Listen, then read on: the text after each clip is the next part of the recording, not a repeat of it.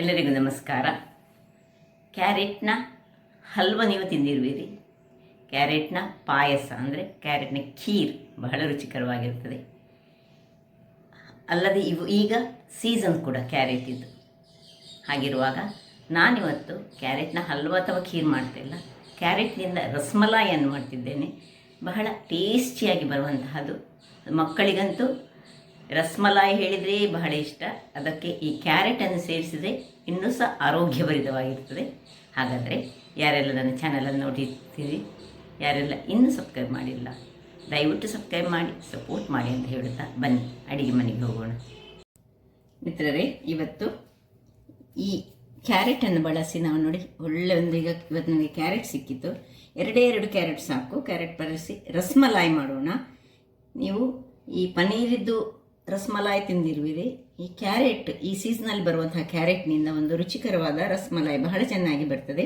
ಒಂದು ಅರ್ಧ ಲೀಟರ್ ಹಾಲು ಬೇಕು, ಮತ್ತು ಒಂದು ಸಣ್ಣ ತುಂಡು ಪನ್ನೀರಿದ್ದು ತುಂಡು ಇದ್ದರೆ ಸಾಕಾಗ್ತದೆ. ನೀವೇ ಬೇಕಿದ್ರೆ ಹಾಲಿನಿಂದ ಮಾಡಿಕೊಂಡ್ರೆ ಸಾಕ್ತದೆ. ನೋಡಿ, ಸ್ಕ್ರಂಬಲ್ ಮಾಡಿ ಇಟ್ಟರೆ ಸಾಕ್ತದೆ. ನೋಡಿ, ಸಣ್ಣ ನಾನೇ ಮಾಡಿಕೊಂಡ ಪನ್ನೀರಿದ್ದು ಅಥವಾ ತಂದ ಪನ್ನೀರ್ ಸಾಕ್ತದೆ. ಸ್ವಲ್ಪ ಏಲಕ್ಕಿ, ಒಂದು ಈ 10 ರೂಪಾಯಿದ ಅಮೂಲಿದ್ದು ಒಂದು ಪ್ಯಾಕೆಟ್ ಇದ್ದರೆ ಸಾಕು. ಸ್ವಲ್ಪ ನಾನು ಇದು ಕಲ್ಲು ಸಕ್ಕರೆ, ಕೆಂಪು ಕಲ್ಲು ಸಕ್ಕರೆ ತೆಗೆದುಕೊಂಡಿದ್ದೇನೆ. ಕಲ್ಲು ಸಕ್ಕರೆ ಇದ್ದರೆ ಕಲ್ಲು ಸಕ್ಕರೆ, ಇಲ್ಲದಿದ್ದರೆ ಸಕ್ಕರೆ ಆದರೆ ಸಕ್ಕರೆ ತೆಗೆದುಕೊಳ್ಳಿ. ಸೊ ಮೊದಲಿಗೆ ಈಗ ನಾವು ಸ್ವಲ್ಪ ನಮಗೆ ಡ್ರೈ ಫ್ರೂಟ್ಸ್ ಇದ್ದರೆ ಬೇಕಾಗ್ತದೆ, ಅದು ಮತ್ತೆ ತೋರಿಸ್ತೇನೆ ಎಂತೆಲ್ಲ ಹಾಕ್ತೇನೆ ಅಂದರೆ ಡ್ರೈ ಫ್ರೂಟ್ಸ್. ಇದರದ್ದು ಸಿಪ್ಪೆಯನ್ನು ಸ್ವಲ್ಪ ತೆಗೆದುಕೊಳ್ಳೋಣ. ನೋಡಿ, ತೆಗೆದುಕೊಂಡು ಇದನ್ನು ಸಣ್ಣದಾಗಿ ಹೆಚ್ಚಿಟ್ಟುಕೊಳ್ತೇನೆ. ವೀಕ್ಷಕರೇ, ಇಲ್ಲಿ ಕಟ್ ಮಾಡಿ ಆಯಿತು. ಈಗ ಈ ಅರ್ಧ ಲೀಟರ್ಗಳಷ್ಟು ಹಾಲನ್ನು ಒಂದು ಈ ಪಾತ್ರೆಗೆ ಹಾಕಿ ನಾನು ಇದನ್ನು ಇಟ್ಕೊಳ್ತೇನೆ. ಬಿಸಿ ಮಾಡಲಿಕ್ಕೆ ಇಟ್ಕೊಳ್ತೇನೆ. ಇದು ಸ್ವಲ್ಪ ಕುದ್ದು ಇದಕ್ಕಿಂತ ಸಹ ನಾನು ಯಾವಾಗಲೂ ಈ ಹಾಲು ತರೋದು. ಕೆಂಪು ಹಾಲು ತಂದರೆ ಬಹಳ ಒಳ್ಳೆಯದು. ನಂದಿನಿಯವರ ಕೆಂಪು ಹಾಲಾದರೆ ತುಂಬ ದಪ್ಪ ಇರ್ತದೆ. ಆ ಹಾಲಲ್ಲಿ ಮಾಡಿದರೆ ಬಹಳ ಚೆನ್ನಾಗಿ ಬರ್ತದೆ. ಸೊ ಇಲ್ಲಿ ಅರ್ಧ ಲೀಟರ್ ಹಾಲನ್ನು ಸ್ವಲ್ಪ ಕುದಿಲಿಕ್ಕೆ ಇಟ್ಕೊಳ್ತಿದ್ದೇನೆ ನಾನು. ಇನ್ನು ಇದು ಕುದಿತಾ ಇರುವಾಗ ಹದಾಯಿ ಉರಿಯಲ್ಲಿ ಇರಲಿ. ಇಲ್ಲಿ ಮಿಕ್ಸಿ ಜಾರಿಗೆ ಈ ಒಂದು ಕ್ಯಾರೆಟ್ಗಳನ್ನೆಲ್ಲ ಹಾಕ್ಕೊಂಡು, ಈ ಕ್ಯಾರೆಟಿಗೆ ಒಳ್ಳೆ ಕೆಂಪು ಕ್ಯಾರೆಟ್ ಇದ್ದರೆ ಇನ್ನೊಂದು ಬಗ್ಗೆ ಕ್ಯಾರೆಟ್ಸ್ ಆಗ್ತದೆ, ಯಾವ ಕ್ಯಾರೆಟ್ಸ್ ಆಗ್ತದೆ. ಇನ್ನು ಇದಕ್ಕೆ ಈ ಸ್ವಲ್ಪ ಪನ್ನೀರ್, ಒಳ್ಳೆ ಕ್ರೀಮಿ ಟೆಕ್ಸ್ಚರ್ ಬರ್ತದೆ, ಅದಕ್ಕೋಸ್ಕರ. ಮತ್ತು ಅರ್ಧ ಲೀಟರ್ನಲ್ಲಿ ಸ್ವಲ್ಪ ಹಾಲನ್ನು, ಅದಕ್ಕೊಂದು ಅರ್ಧ ಲೋಟದಷ್ಟು ಹಾಲನ್ನು ಹಾಕಿ ಒಂದು ಒಳ್ಳೆ ಪೇಸ್ಟ್ ಮಾಡಿ ತರೋಣ. ವೀಕ್ಷಕರೇ, ಇಲ್ಲಿ ನೋಡಿ, ಹಾಲು ಮೇಲೆ ಬರ್ತಾ ಇರುವಾಗ ಇದಕ್ಕೆ ನಾನು ಈ ಕೆಂಪು ಕಲ್ಲು ಸಕ್ಕರೆಯನ್ನು ಸ್ವೀಟಿಗೆ ಹಾಕ್ಕೊಳ್ತಿದ್ದೇನೆ. ಸ್ವಲ್ಪ ಇದನ್ನು ಸ್ವೀಟ್ ಮಾಡಿಕೊಳ್ಳೋಣ ನಾವು. ಒಳ್ಳೆ ಇದು ಇನ್ನೂ ಸಹ ಸ್ವಲ್ಪ ಕುದ್ದುಕೊಂಡು ಅರ್ಧ ಲೀಟರು, ಒಂದು 1/4 ಲೀಟರ್ ತನಕ ಆಗಲಿ. ಹಾಗೆ ಇದನ್ನು ಸಣ್ಣ ಉರಿಯಲ್ಲಿ ಇಟ್ಕೊಳ್ಳೋಣ. ಇಲ್ಲಿ ನಾನೊಂದು ಬಾಣಲೆಯನ್ನು ಅಂದರೆ ಒಂದು ತವಾವನ್ನು ಇಟ್ಟುಕೊಂಡಿದ್ದೇನೆ. ಈಗ ಈ ತವಕ್ಕೆ ನಾವು ಏನು ಮಿಕ್ಸ್, ಇಲ್ಲಿ ನೋಡಿ, ಈ ಮಿಕ್ಸಿ ಮಾಡಿದಂತಹದ್ದು ಹೀಗೆ ಈ ರೀತಿಯಾಗಿ ಬಂದಿದೆ. ನೋಡಿ, ಈ ರೀತಿ ಉಂಟು. ಇದರಲ್ಲಿ ನಾವು 1 ಚಮಚದಷ್ಟು ತೆಗೆದುಕೊಂಡು ಇಟ್ಕೊಳ್ಳೋಣ. ಉಳಿದದನ್ನು ಈ ಒಂದು ಏನು ಬಾಣಲೆ ಬಿಸಿಯಾದ ಕೂಡಲೇ ಅದಕ್ಕೆ ಸ್ವಲ್ಪ ತುಪ್ಪವನ್ನು ಹಾಕ್ಕೊಳ್ತಿದ್ದೇನೆ. ತುಪ್ಪವನ್ನು ಹಾಕ್ಕೊಂಡು ತುಪ್ಪದಲ್ಲಿ ಇದನ್ನು ಸ್ವಲ್ಪ ಫ್ರೈ ಮಾಡ್ಕೊಳ್ಳೋಣ. ತುಂಬ ತುಪ್ಪ ಇದಕ್ಕೆ ಏನು ಬೇಕಂತ ಇಲ್ಲ. ಎಲ್ಲವನ್ನು ಇದರಲ್ಲಿ ಹಾಕ್ಕೊಂಡು ಫ್ರೈ ಮಾಡ್ಕೊಳ್ತೇನೆ. ಈಗ ಇದಕ್ಕೆ ಸ್ವಲ್ಪ ಎತ್ತಿಟ್ಟಂತಹ ಹಾಲು ಹಾಕಿ ಅದಕ್ಕೆ ಮಿಕ್ಸ್ ಮಾಡೋಣ. ಇನ್ನೂ ಸಹ ಬೇಕಿದ್ದರೆ ನೀರು ಹಾಕ್ಕೊಳ್ಳೋದು ಬೇಡ, ಇನ್ನೂ ಸ್ವಲ್ಪ ಹಾಲನ್ನೇ ಹಾಕ್ಕೊಳ್ತೇನೆ. ಇನ್ನು ಸ್ವಲ್ಪ ಹಾಲು ಪುನೊಮ್ಮೆ ಹಾಕ್ತೇನೆ. ಸ್ವಲ್ಪ ಮಿಕ್ಸಿಯಲ್ಲಿ ಏನಾದರೂ ಸ್ವಲ್ಪ ಇದ್ದರೆ ಅದನ್ನು ಸಹ ಹಾಕ್ಕೊಂಡು, ಒಂದು ಪಿಂಚ್ ಆಫ್ ಕೇಸರ್ ಇದ್ದರೆ ಹಾಕ್ಕೊಳ್ಳಿ, ಇಲ್ಲದಿದ್ದರೆ ತೊಂದರೆ ಇಲ್ಲ. ಕಲ್ಲರಿಗೆ ಅದು ಒಳ್ಳೆ ಕಲ್ಲರನ್ನು ಕೊಡ್ತದೆ, ಅದಕ್ಕೋಸ್ಕರ ಕೇಸರನ್ನು ನಾನು ಹಾಕ್ಕೊಳ್ತಿದ್ದೇನೆ. ಇದ್ದರೆ ಹಾಕಿದರೆ ಆಯಿತು, ಇಲ್ಲದಿದ್ದರೆ ನೋ ಪ್ರಾಬ್ಲಮ್. ಇನ್ನು ಸ್ವಲ್ಪ ಹಾಲು ಹಾಕ್ಕೊಂಡು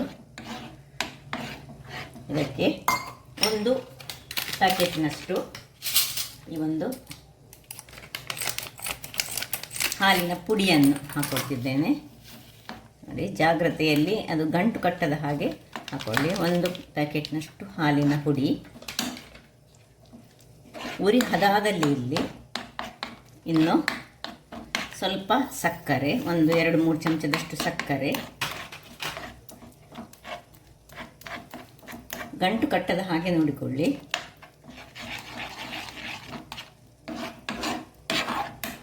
ಉರಿ ಹದದಲ್ಲಿ ಇಲ್ಲಿ ವೀಕ್ಷಕರೇ, ಇಲ್ಲಿ ನೋಡಿ, ಈಗ ಇದಕ್ಕೊಂದು ಕುದಿ ಬರಲಿ. ಇಲ್ಲಿ ನೋಡಿ, ಹಾಲು ಸಹ ಹಾಗೆ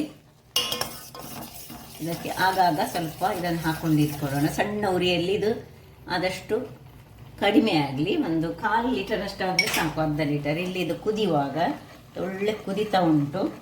ಕುದಿಯುವಾಗ 3 ಸ್ಪೂನಿನಷ್ಟು ಈ ಸಜ್ಜಿಗೆ ರವೆ ಅಂತ ನಾವೇನು ಕರಿತೀವಿ, ಇದನ್ನು ನಿಧಾನಕ್ಕೆ ಹಾಕ್ಕೊಂಡು ಗಂಟಿಲ್ಲದ ಹಾಗೆ ತಿರುಗಿಸಿಕೊಳ್ಳಿ. ನೋಡಿ, ಫ್ರೈಡ್ ರವೆ ಆದರೂ ಸಹ ತೊಂದರೆ ಇಲ್ಲ, ಅಥವಾ ಖಾಲಿ ರವೆ ಆದರೆ ತೊಂದರೆ ಇಲ್ಲ. ನೋಡಿ, ಈ ರೀತಿಯಾಗಿ ಇದು ಇನ್ನು 1 ಚಮಚದಷ್ಟು ತುಪ್ಪ ಹಾಕೊಳ್ಳೋಣ. 2 ಚಮಚದಷ್ಟು ತುಪ್ಪ ನಾವು ಇಷ್ಟುವರೆಗೆ ಯೂಸ್ ಮಾಡಿಕೊಂಡದ್ದು. ಇದು ಸ್ವಲ್ಪ ಗಟ್ಟಿ ಹಾಕ್ಕೊಳ್ಬೇಕು. ಈಗ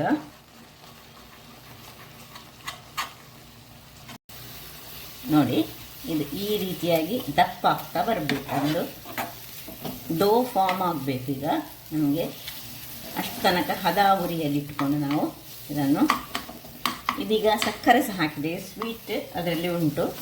ಸೊ ಇದು ಒಂದು ಹೆಚ್ಚು ರವೆ ಹಾಕ್ಕೊಳ್ಬಾರ್ದು, ಹದಾದಲ್ಲಿ ರವೆ ಇರಲಿ. ಇನ್ನು ಸ್ವಲ್ಪ ತುಪ್ಪ, ಇದು 3ನೇ ಚಮಚದಷ್ಟು ತುಪ್ಪ ಅಷ್ಟೇ, ಇನ್ನು ತುಪ್ಪದ ಅಗತ್ಯ ಇದಕ್ಕೆ ಇಲ್ಲ. ಹಾಕ್ಕೊಂಡು ಇದು 2-3-4 ನಿಮಿಷಗಳ ಕಾಲ ಹೀಗೆ ತಿರುಗಿಸ್ಕೊಳ್ಳೋಣ. ಒಂದು ಗಟ್ಟಿಯಾದ ಡೋ ಫಾರ್ಮ್ ಆಗಬೇಕು ನಮಗೆ. ನೋಡಿ, ಗಟ್ಟಿ ಆಗ್ತಾ ಬಂತು. ಸೊ ಉರಿ ಹದದಲ್ಲಿರಲಿ.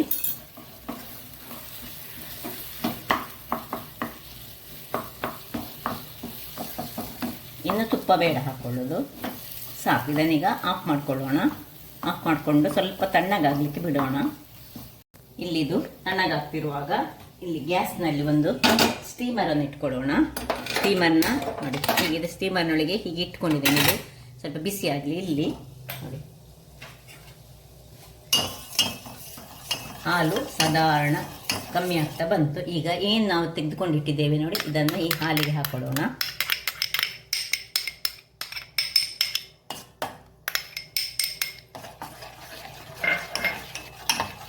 ಇದನ್ನು ಚೆನ್ನಾಗಿ ತಿರುಗಿಸ್ಕೊಳ್ಳೋಣ. ಒಳ್ಳೆ ಇನ್ನೊಂದು ಕುದಿ ಬರಲಿ ಇದರಲ್ಲಿ. ವೀಕ್ಷಕರೇ ನೋಡಿ, ಇದೀಗ ತಣ್ಣಗಾಯಿತು. ಇಲ್ಲಿ ಇದು ಬಿಸಿ ಆಗ್ತಾ ಉಂಟು. ಈಗ ಇದನ್ನು ನಾವು ಒಂದು ಸಣ್ಣದಾಗಿ ಉಂಡೆಗಳಾಗಿ ಮಾಡ್ಕೊಳ್ಳೋಣ. ಸಣ್ಣ ಕೈಯಲ್ಲಿ ಸ್ವಲ್ಪ ಬೇಕಿದ್ದರೆ ಎಣ್ಣೆಯನ್ನು ತಾಗಿಸ್ಕೊಳ್ಳಿ, ಅಥವಾ ತುಪ್ಪವನ್ನು ತಾಗಿಸ್ಕೊಂಡ್ರೆ ಆಯಿತು. ನೋಡಿ, ಇಷ್ಟಿಷ್ಟು ದೊಡ್ಡ ಉಂಡೆಗಳನ್ನಾಗಿ ಮಾಡ್ಕೊಳ್ತಿದ್ದೇನೆ ನಾನು. ವೀಕ್ಷಕರೇ, ಇಲ್ಲಿ ನೋಡಿ, ಒಂದೊಂದು ಈ ರೀತಿಯ ರೌಂಡ್ಗಳಾಯಿತು. ಹೀಗೆ ಇಟ್ಟುಕೊಂಡಿದ್ದೇನೆ. ಈಗ ಇಲ್ಲಿ ಮೇಲೆ ಇದು ಬಿಸಿಯಾಗಿದೆ. ಬಿಸಿ ಅದರಲ್ಲಿ ಸ್ವಲ್ಪ ಸಹ ಹೀಗೆ ಸ್ವಲ್ಪ ಒರೆಸಿಕೊಂಡು ಒಂದೊಂದಾಗಿ ಇದರಲ್ಲಿ ಒಂದು 10 ನಿಮಿಷ ಮಾತ್ರ ಇದನ್ನು ಬೇಯಿಸ್ಕೊಂಡ್ರೆ ಸಾಕು. ಆಲ್ರೆಡಿ ಇದನ್ನು ನಾವು ಆರಿಸಿಕೊಂಡಿದ್ದೇವೆ, ಹಾಲಿನೊಟ್ಟಿಗೆ ಮಿಕ್ಸ್ ಮಾಡಿಕೊಂಡು ಕ್ಯಾರೆಟ್ನ ಪ್ಯೂರಿಯೊಂದಿಗೆ. ಆದರೆ ಸ್ವಲ್ಪ ಸಹ ಏನು ಬೇಯದ ಹಾಗೆ ಆಗಬಾರ್ದು ಹೇಳಿ ಈ ರೀತಿಯಾಗಿ ಮಾಡ್ಕೊಳ್ಳೋದು ನಾವು. ಸೊ ಎಲ್ಲವನ್ನು ಹೀಗೆ ಹಾಕಿ ಮುಚ್ಚಳ ಮುಚ್ಚಿ ಒಂದು 10 ನಿಮಿಷ ಸಾಕು. ನಾವು ಇದನ್ನು ಬೇಯಿಸ್ಕೊಳ್ಳೋಣ. ಇದೀಗ 10 ನಿಮಿಷ ಬೇಯ್ತಾ ಇರುವಾಗ ಇಲ್ಲಿ ನೋಡಿ, ಒಳ್ಳೆ ದಪ್ಪಾಗಿದೆ ಈಗ ಹಾಲು. ಇದಕ್ಕೀಗ ನಾನು ಈ ಪಿಸ್ತಾವನ್ನು ಕಟ್ ಮಾಡಿ ಹಾಕ್ಕೊಂಡಿದ್ದೆ, ಅಥವಾ ಗೇರು ಬೀಜ ಸಹ ಕಟ್ ಮಾಡಿ ಹಾಕ್ಕೊಳ್ಬೋದು. ಇಲ್ಲಿ ನೋಡಿ, ಒಂದು ಸ್ವಲ್ಪ ಏಲಕ್ಕಿಯನ್ನು ಗುದ್ದಿಕೊಂಡು ಹಾಕೊಳ್ಳೋಣ. ಹಾಕ್ಕೊಂಡು ಒಂದು ಕುದಿ ತೆಗೆದು ಇದನ್ನಿಂದ ಆಫ್ ಮಾಡ್ಕೊಳ್ತಿದ್ದೆ. ನೋಡಿ, ಒಳ್ಳೆ ದಪ್ಪ ಆಗಿದೆ. ಇಲ್ಲಿ ಬೇಕಿದೆ ಇದಕ್ಕೆ ನೀವು ಈ ಹಾಲಿನ ಪುಡಿ ಒಂದು ಚೂರು ಬೇಕಿದ್ರೆ ಸಹ ಕಲಡಿಸಿಕೊಂಡು ಹಾಕ್ಕೊಳ್ಬೋದು. ಬೇಡ, ಇದು ಯಾಕೆ ಹೇಳಿದರೆ ನನ್ನ ಬ್ಲೂ ನಂದಿನಿ ಹಾಲು ತೆಗೆದುಕೊಂಡಿದ್ದೇನೆ. ರೆಡ್ ನಂದಿನಿ ಹಾಲು ತೆಗೆದುಕೊಂಡ್ರೆ ಅದರ ಟೇಸ್ಟ್ ಇನ್ನೂ ಸಹ ಹೆಚ್ಚಿರ್ತದೆ. ಒಂದು ನಿಮಿಷ ಒಂದು ಕುದೀಲಿ, ಮತ್ತೆ ಆಫ್ ಮಾಡ್ಕೊಳ್ಳೋಣ. ಒಳ್ಳೆ ದಪ್ಪ ಆಯಿತು ನೋಡಿ, ಸಾಕು. ಇದನ್ನು ಆಫ್ ಮಾಡಿಕೊಂಡು ಸ್ವಲ್ಪ ಇದು ಈಗ ತಣ್ಣಗಾಗಲಿಕ್ಕೆ ಬಿಡೋಣ. 10 ನಿಮಿಷದ ಬಳಿಕ ಇದನ್ನೀಗ ಆಫ್ ಮಾಡಿಕೊಂಡು ಸ್ವಲ್ಪ ಇದು ಸಹ ಹಾಗೆ ಸ್ವಲ್ಪ ತಣ್ಣಗಾಗಬೇಕು ನೋಡಿ. ಹೀಗೆ ಚೆನ್ನಾಗಿ ಬಂದಿದೆ. ಈಗ ಸ್ವಲ್ಪ ತಣ್ಣಗಾಗಲಿ, ಇದನ್ನೀಗ ಹೊರಗಿಟ್ಟುಕೊಳ್ತೇನೆ ನಾನು. ವೀಕ್ಷಕರೇ ನೋಡಿ, ಸ್ವಲ್ಪ ತಣ್ಣಗಾಗಿದೆ. ತುಂಬ ತಣ್ಣಗಾಗಬೇಕಂತ ಏನಿಲ್ಲ, ಬೇಕಿದೆ ನೋಡಿ. ಇಲ್ಲಿ ಇದನ್ನು ಸ್ವಲ್ಪ ಇದಕ್ಕೆ ಹಾಕೊಳ್ಳೋಣ. ಒಳ್ಳೆ ದಪ್ಪವಾಗಿ ಆಗಿದೆ ನೋಡಿ. ಹಾಕ್ಕೊಂಡು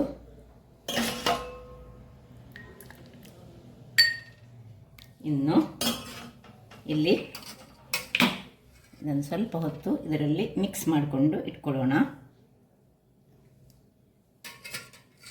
ತುಂಬ ಚೆನ್ನಾಗಿ ಬರ್ತದೆ.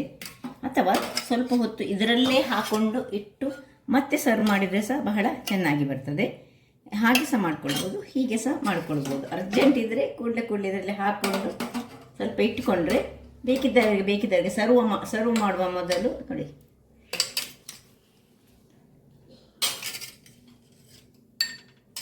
ಎಷ್ಟೆಷ್ಟು ನೀವು ಸರ್ವ್ ಮಾಡ್ತೀರಿ ಅದರ ಪ್ರಕಾರ ಹಾಕ್ಕೊಳ್ಳಿ. ಸೊ ಬಹಳ ಟೇಸ್ಟಿಯಾಗಿ ಬರುವಂತಹ ಈ ಒಂದು ರಸಮಲಾಯಿ ಮಾತ್ರ ಆಗಾಗಲಿಲ್ಲ. ಸ್ವಲ್ಪ ಹೊತ್ತು ಇದನ್ನು ಬೇಕಿದೆ ಫ್ರಿಜ್ಜಲ್ಲಿ ಇಟ್ಟು ತಿಂದರೆ ಸಹ ಬಹಳ ಚೆನ್ನಾಗಿ ಬರ್ತದೆ.